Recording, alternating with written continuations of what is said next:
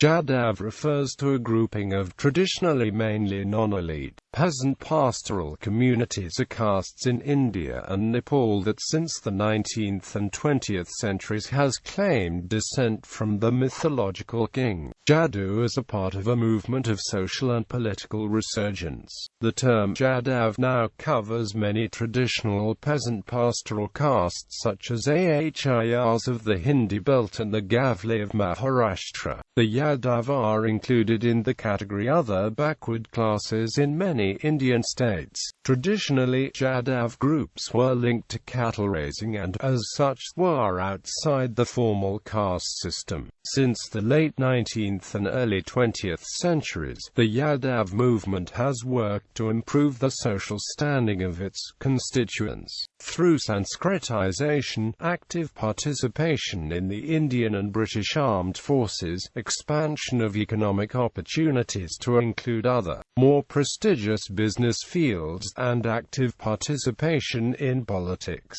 Yadav leaders and intellectuals have often focused on the claimed descent from Yadu, and from Krishna, which they argue confers Kshatriya status upon them, and effort has been invested in recasting the group narrative to emphasize Kshatriya-like valor. However, the overall tenor of the movement has not been overtly egalitarian in the context of the larger Indian caste system. Origins. In mythology, the term Yadav has been interpreted to mean a descendant of Yadu, who was a mythological king. Using very broad generalizations, Jayant Gadkari says that it is almost certain, from analysis of the Puranas, that Andaka, Vrishni, Satvata and Abhira were collectively known as Yadavas and worshipped Krishna. Gadkari further notes of these ancient works that it is beyond dispute that each of the Puranas consists of legends and myths. But what is important is that, within that framework, certain value system is propounded. Lucia Micheluti notes that at the core of the Yadav community lies a specific folk theory of descent, according to which all Indian pastoral castes are said to descend from the Yadu dynasty to which Krishna belonged.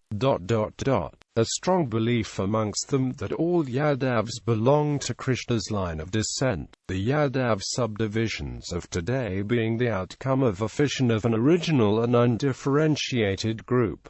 In practice, there are several communities that coalesce to form the Yadavas, as Christophe Jaffrelot has remarked that the term Yadav covers many castes which initially had different names: Ahir in the Hindi belt, Punjab and Gujarat, Gavli in Maharashtra, Gola in Andhra Pradesh and Karnataka, etc. The traditional common function all over India was that of herdsmen, cowherds and milk sellers.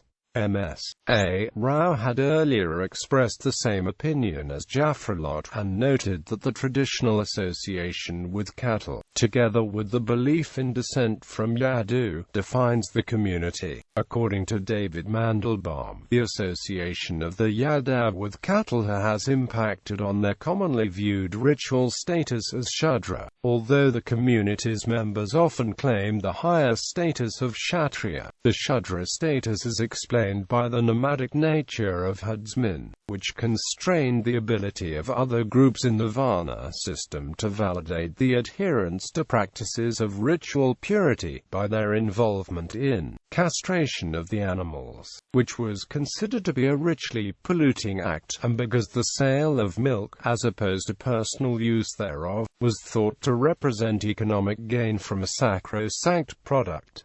According to Lucia Micheluti, Yadavs constantly trace their caste predispositions and skills to descent, and in doing so they affirm the distinctiveness as a caste. For them, caste is not just appellation but quality of blood.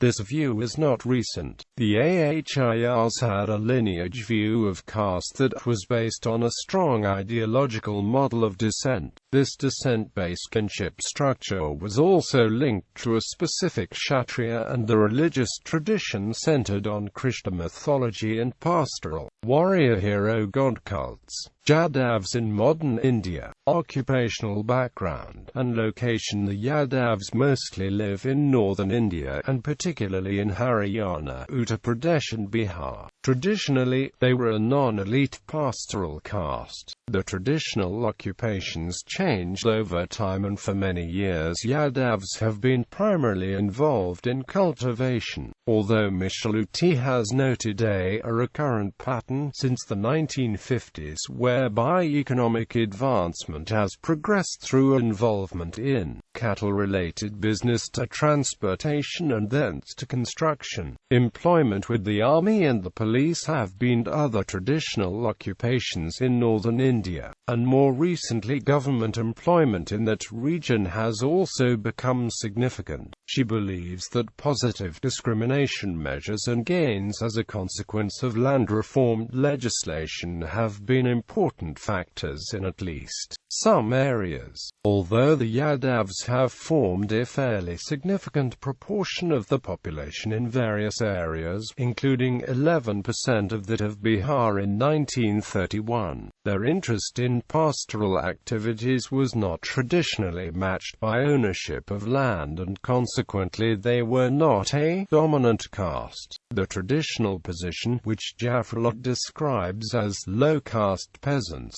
also mitigated against any dominant role. Their involvement in pastoralism accounts for a traditional view of Yadavs as being peaceful, while the particular association with cows has a special significance in Hinduism. As to the beliefs regarding Krishna, against this image Russell and Light, writing in 1916, called the Ahirs subdivision uncouth, although it is unclear whether the comments were based entirely on proverbial stories, on observation or on both. Tilak Gupta said that this view persisted in modern times in Bihar, where the Yadav were viewed in highly negative terms by other groups. However, Mythology observed, these very same people acknowledge and coveted the political influence, connections and abilities. The Yadavs have, however, demonstrated a feature, driven by the more notable members, that shares a similarity with other Indian communities. Mandelbaum has noted that as the families of a jati, in sufficient number, accrue a strong power base, and as the leading men become united enough to move together for higher status, they typically step up their efforts to improve the jati customs. They try to abandon demeaning practices and to adopt purer and more prestigious ways. They usually want to drop the old name for a better one. Sanskritization. By the end of the 19th century, some Yadavs had become successful cattle traders and others had been awarded government contracts to care for cattle. Jaffrelot believes that the religious connotations of the connections to the cow and Krishna were seized upon by those Yadavs seeking to further the process of Sanskritization, and that it was Rao Bahadur Balbir Singh, a descendant of the last Ahira dynasty to be formed in India, who spearheaded this.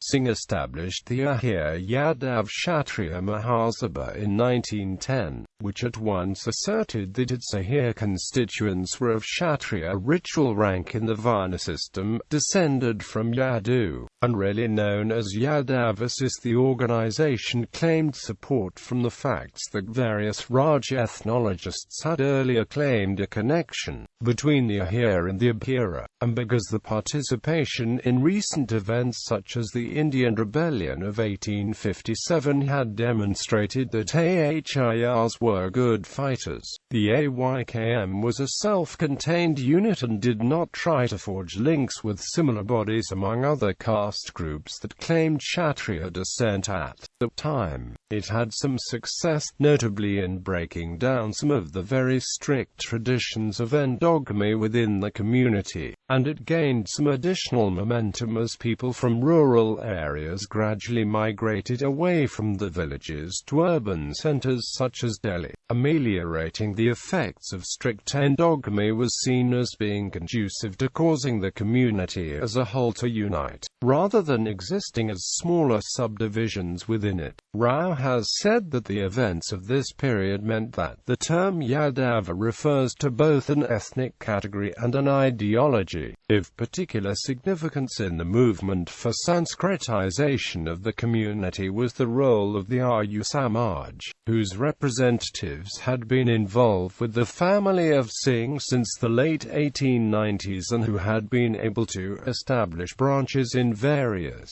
locations. Although this movement, founded by Swami Dayananda Saraswati, favored a caste hierarchy and also endogamy, its supporters believed that caste should be determined on merit rather than on heritage. They therefore encouraged Yadavs to adopt the sacred thread as a symbolic way to defy the traditional inherited caste system, and they also supported the creation of cow protection associations as a means by which Yadavs and other non-Brahmins could affirm the extent of the commitment to Hinduism by observing the strictures relating to cow slaughter. In Bihar, where the Bhumihars and Rajputs were the dominant groups, the wearing of the thread by Ahirs led to occasions of violence. Jaffelot has contrasted the motivations of Yadav Sanskritization with that of the Nairs, another Indian community. He notes that Gyanendra Pandey, Rao and M.N. Srinivas all assert that Yadav Sanskritization was not a process to imitate or raise a community to ritual parity with the higher ranks but, rather to undermine the authority of those ranks. He contrasts this subversion theory with the Nairs' motive of emancipation, whereby Sanskritization was a means of reconciling low ritual state with growing socio-economic assertiveness and of taking the first steps towards an alternative, Dravidian identity. Using examples from Bihar, Jaffelot demonstrates that there were some organized attempts among members of the Yadav community where the driving force was clearly secular and, in that respect, similar to the Nairs' socio-economic movement. These were based on a desire to end oppression caused by, for example, having to perform bigari for upper castes and having to sell produce at prices below those prevailing in the open market to the zamindars,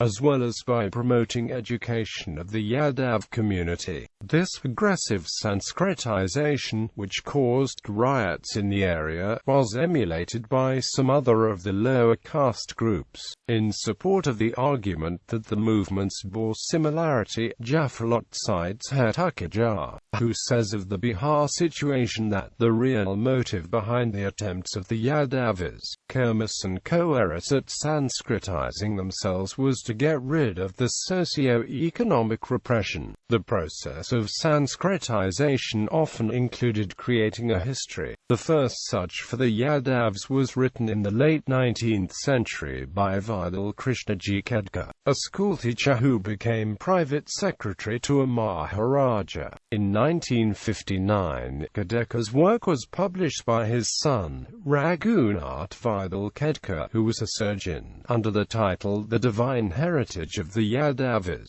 There has been subsequent work to develop his ideas, notably by K.C.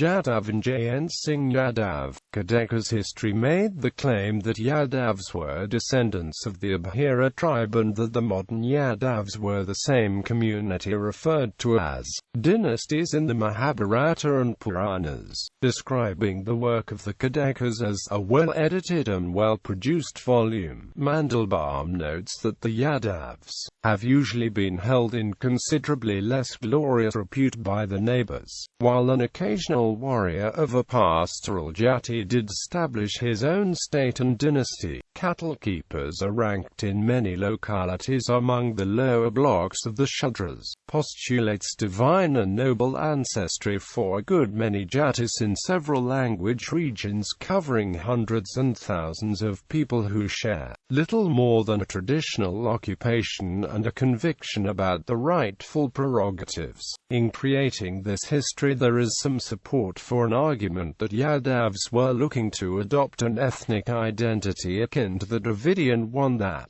was central to the Sanskritization of the Nairs and other in South India. However, Jaffarlot believes that such an argument would be overstated because the Yadav redrawing of history was much more narrow, being centered on themselves rather than on any wider shared ethnic base. They did acknowledge groups such as the Jats and Marathas as being similarly descended from Krishna, but they did not particularly accommodate them in their adopted Aryan ethnic ideology, believing themselves to be superior to these other communities. Jaffarlot considers the history thus created to be one that is largely mythical, enable Yadav intellectuals to invent a golden age. Mythology prefers the term Yadavization to that of Sanskritization. She argues that the perceived common link to Krishna was used to campaign for the official recognition of the many and varied herding communities of India under the title of Yadav, rather than merely as a means to claim the rank of Kshatriya.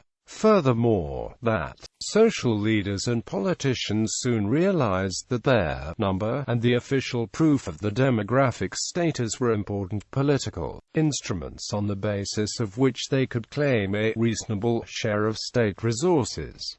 All India Yadav Mahasabha. The All India Yadav Mahasabha was founded at Allahabad in 1924 by a meeting of disparate local groups from Bihar, Punjab and what is now Uttar Pradesh.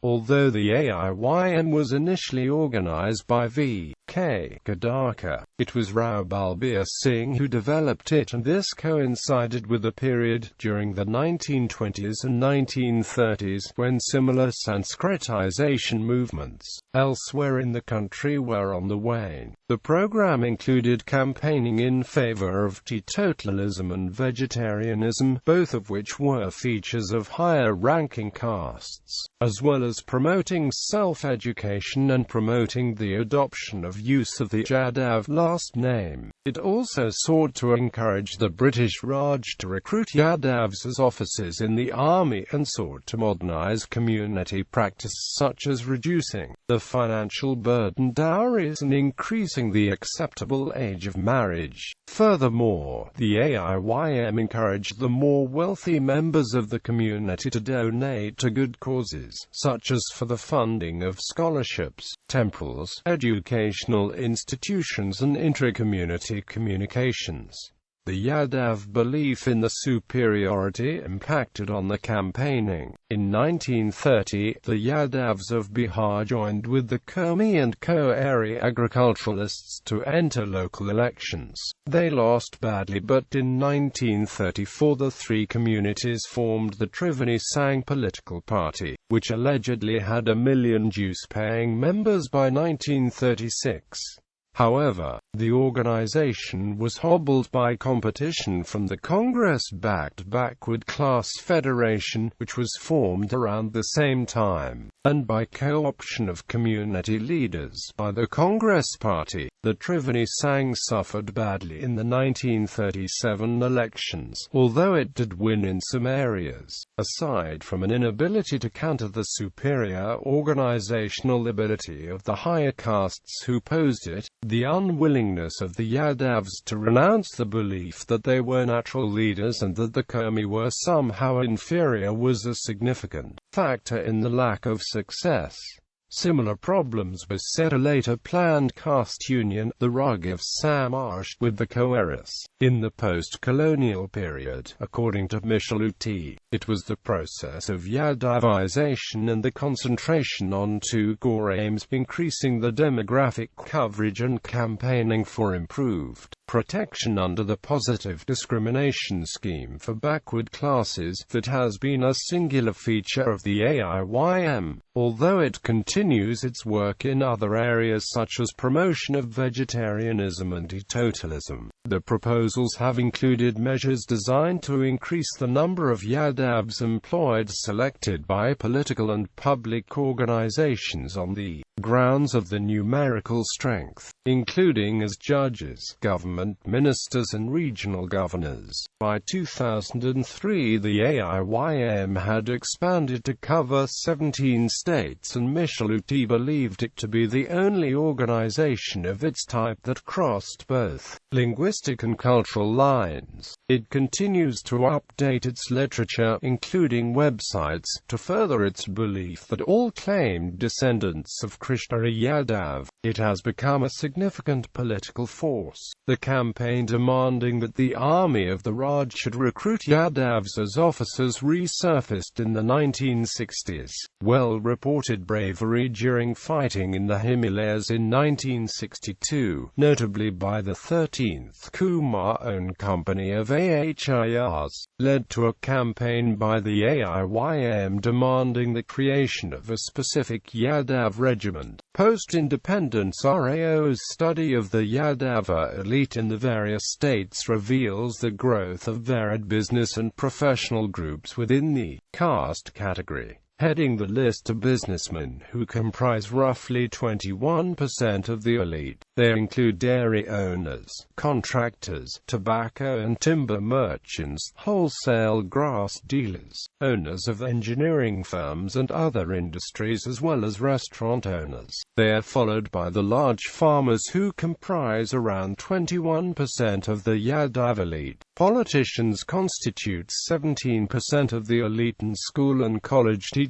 doctors, lawyers and engineers together another 20%. Mandelbaum has commented on how the community basks in the reflected glory of those members who achieve success. That Yadav publications proudly cite not only the mythical progenitors and the historical Rajas, but also contemporaries who have become learned scholars, rich industrialists, and high civil servants. Quote, he notes that this trait can also be seen among other caste groups. The Sadar festival is celebrated by Yadav community in Hyderabad the following the day of Diwali each year. Community members parade, dancing around the best buffalo bulls, which have been colorfully decorated with flowers and paint. Classification. The Yadav are included in the category Other backward classes in the Indian states of Bihar, Chhattisgarh, Delhi, Haryana, Jharkhand, Karnataka, Madhya Pradesh, Odisha, Rajasthan, Uttar Pradesh,